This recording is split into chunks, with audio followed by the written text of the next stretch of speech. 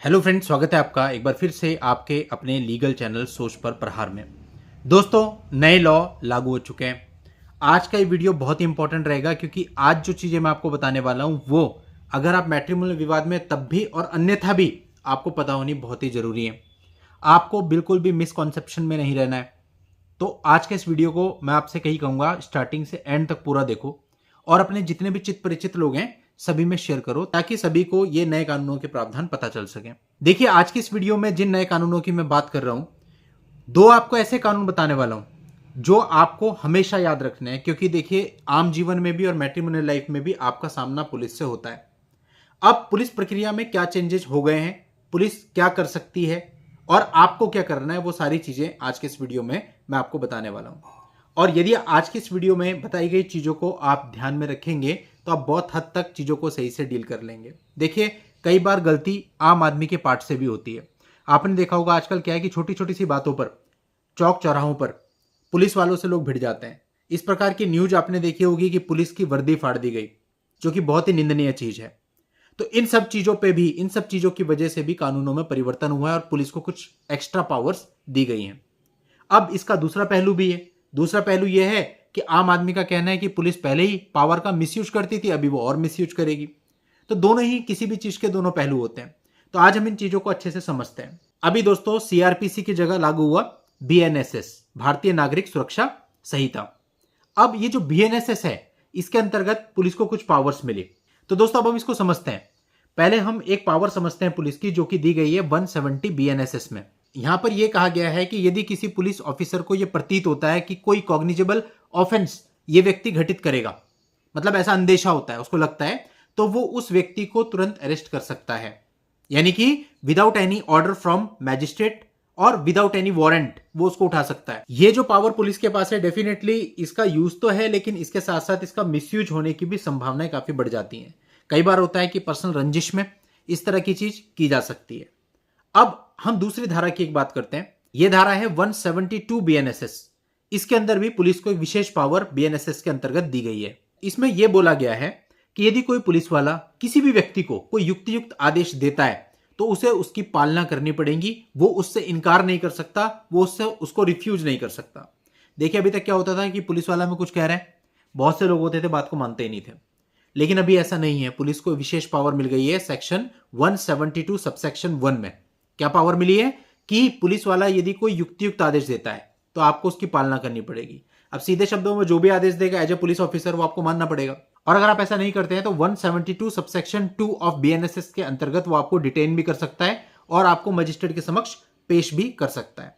देखिए, कई बार होता है कि आपके ऊपर मैट्रिमोनियल विवाद चलता है, पुलिस ऑफिसर आपको कहता है आप अपने पासपोर्ट की प्रति लेकर के आए, आप उसकी पालना नहीं कर रहे होते, या वो आपको कहता है कि आप यहां पे इन्वेस्टिगेशन के लिए आए, आप नहीं आते। तो ऐसे में वो इस धारा के अंतर्गत अपनी पावर्स का यूज कर सकता है। मैट्रिमोनियल से बाहर की बात अगर हम करें कि कहीं पे किसी ने धरना दे रखा है, प्रोटेस्ट कर रहा है, रास्ता जाम कर रखा है, पुलिस वाला आता है और पुलिस वाला कहता है आप उठो, रास्ता खाली करो, और आप नहीं करते हो, तो ऐसे में वो सबको डिटेन कर सकता है अपने टीम के द्वारा। इसी तरह से कई बार पुलिस वाला किसी व्यक्ति को आदेशित करता है कि भैया ये घटना तुम्हारे सामने हुई, तुम्हें हम गवाह बनाना चाहते हैं, वो आदमी मना कर देता है, ना मैं तो गवाही नहीं दूंगा। तो अब वो इस तरह से मना नहीं कर सकता है। यानी कहने का मतलब, पुलिस वाला किसी भी व्यक्ति को कोई भी अगर आदेश देता है as a police officer duty में रहते हुए, तो उसको उसकी कंप्लाइंस करनी पड़ेगी। अब इस धारा से आप खुद अंदाजा लगा सकते हो कि कितनी बड़ी और विशेष पावर पुलिस को दे दी गई है। अब दोस्तों, इन पावर्स को कुछ सोच समझ के उनको दिया गया है किसी यूज के लिए, लेकिन यह भी कंफर्म है कि इन पावर्स का भविष्य में हमको मिसयूज भी देखने को मिलेगा। अब ऐसे कोई पुलिस वाला पर्सनल रंजिश के तहत आपको परेशान कर रहा है, मान लेते हैं आपका घर जो है 2000 किलोमीटर दूर है और वो हर दूसरे दिन फोन कर देता है कि इन्वेस्टिगेशन के लिए आओ, या किसी और प्रकार से मिसबिहेव आपके साथ करता है, कई बार आपके साथ मारपिटाई कर दी जाती है, या अपनी पावर्स का गलत उपयोग करता है, तो आपको करना क्या है? देखिए, डेफिनेटली आपको एक्शन लेना है ऐसे पुलिस वाले पर। कैसे आप एक्शन ले सकते हैं? सिंपली देखो, एक बात समझ के चलना कि जो पुलिस वाला होता है उसकी सरकारी नौकरी होती है और सरकारी नौकरी हर एक व्यक्ति को प्यारी होती है। और दूसरी बात, आज के समय पे कोर्ट कचहरी के मुकदमों में कोई पढ़ना नहीं चाहता, चाहे कोई पुलिस ऑफिसर हो, चाहे कोई और अधिकारी हो। अब आपको क्या करना है, अगर इस प्रकार की गलत घटना आपके साथ घटी है, वो अपनी पावर्स का मिसयूज करता है, आपके साथ मिसबिहेव कर देता है, अब्यूज कर देता है, मारपीट कर देता है, कुछ भी कर देता है, तो आप उसके खिलाफ सीधा सीधा कोर्ट में एक परिवाद दर्ज करा सकते हैं। नए कानूनों के अंतर्गत ही आपको परिवाद दर्ज कराना है और जब आप वो परिवाद दर्ज कराएंगे तो उसकी एक सर्टिफाइड कॉपी लेकर के आप उसके डिपार्टमेंट में भी भेज सकते हो ताकि उस पर डिसिप्लिनरी एक्शन हो।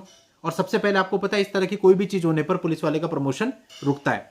और आप इसी सर्टिफाइड कॉपी को सेंट्रल विजिलेंस डिपार्टमेंट को भी भेज सकते हो। और जब ये कॉपी वहां पे जाएगी और दूसरा केस चलेगा, उसको समन होगा, तो देर सवेर उसको उस मामले में आना ही पड़ेगा। और आपको पता है कि पुलिस वालों के केस में क्या होता है, बहुत ही जल्दी इनके ट्रांसफर हो जाते हैं, आज यहाँ है तो कल किसी और डिस्ट्रिक्ट में, और कई बार दूरी भी बहुत ज्यादा होती है।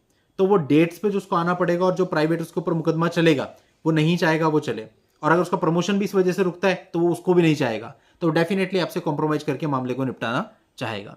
तो ऐसा भी नहीं है कहने का मतलब कि आपको पुलिस वालों से डर के जीवन व्यतीत करना है, लेकिन हाँ ये भी सत्य है कि आपको पुलिस वालों से किसी भी प्रकार का मिसबिहेव नहीं करना, किसी भी प्रकार से बदतमीजी नहीं करनी, क्योंकि आज के समय बहुत देखा जाता है, छोटा बच्चा भी कहता है तुम नहीं जानते मैं कौन हूं। अगर कोई भी पुलिस वाला उसको रोक देता है सिंपल कॉज के लिए भी कि भाई अपना लाइसेंस दिखा दे, तो वो एकदम से मिसबिहेव करने में 2 मिनट भी नहीं लगाता।